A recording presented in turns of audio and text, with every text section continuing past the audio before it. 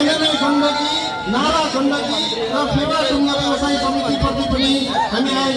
आभार व्यक्त गर्न चाहन्छौँ। यसै गरी हामीलाई सहयोग गर्नुहुने lakeside money changer association, lakeside hoteliers club, Dewan Pokhara, hotel प्रतिनिधि समाज, पोखरा पन्छी समाज र भेहिकल पार्टनरको रूपमा महालक्ष्मी भेहिकल, यात्री बस सेवा प्रणाली, लिङ्केज टुर्स एन्ड ट्राभल्स प्रणाली र Sky Mark Himalayan Tours and Travels प्रणालीप्रति पनि आभार व्यक्त गर्दै खानेपानीको व्यवस्था मिलाइदिनु हुने लेखनाथ खानेपानी उपभोक्ता समिति र उहाँको नवनिर्वाचित साहित्य टिमलाई विशेष आभार व्यक्त गर्न चाहन्छु। माछाको व्यवस्थापन गर्नुहुने मत्स्य विकास केन्द्र र प्रत्यक्ष प्रसारण यस कार्यक्रमको प्रत्यक्ष प्रसारण गर्नुहुने पब्लिक फोरके टेलिभिजन र गिफ्ट ह्याम्बरको प्रदान गर्नुहुने गुरुबन्जी नेपाल, अन्नपूर्ण केबल कार र रेमो एडभेन्चर प्रालीप्रति पनि पोखरा पर्यटन परिषद आभार व्यक्त गर्न चाहन्छु।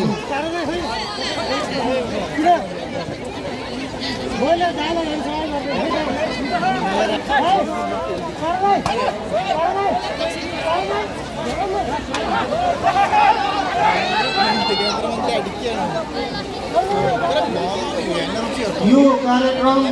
पोखरा पर्यटन परिषदले पोखरा महानगरपालिका वडा नम्बर 30 को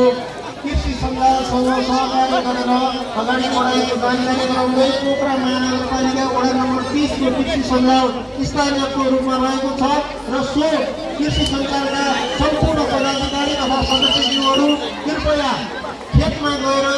स्वयंसेवी भूमिका निर्वाह गरिदिनु हुन र वरिपरि यदि कसैलाई समस्या परेको छ भने सोतर्फ ध्यान दिइदिनु हुन म सादर अनुरोध गर्न चाहन्छु। कृषि सञ्जालका सम्पूर्ण साथीहरू कृपया फिल्डमा उत्रि यो कार्यक्रमलाई भव्य र सभ्य रूपमा अगाडि महत्त्वपूर्ण भूमिका निर्वाह गरिदिनु हुन म विनम्र अनुरोध गर्न चाहन्छु।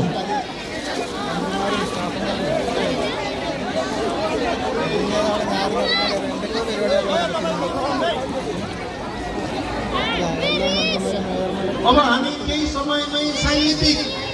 प्रस्तुतितिर लाग्ने हुँदा स्टेजका साथीहरू रहनु पर्ने पाएको अन्य साथीहरू कृपया अब विभिन्न इभेन्टमा सहभागी हुन सक्नुहुने समयको जानकारी गराउन चाहन्छु।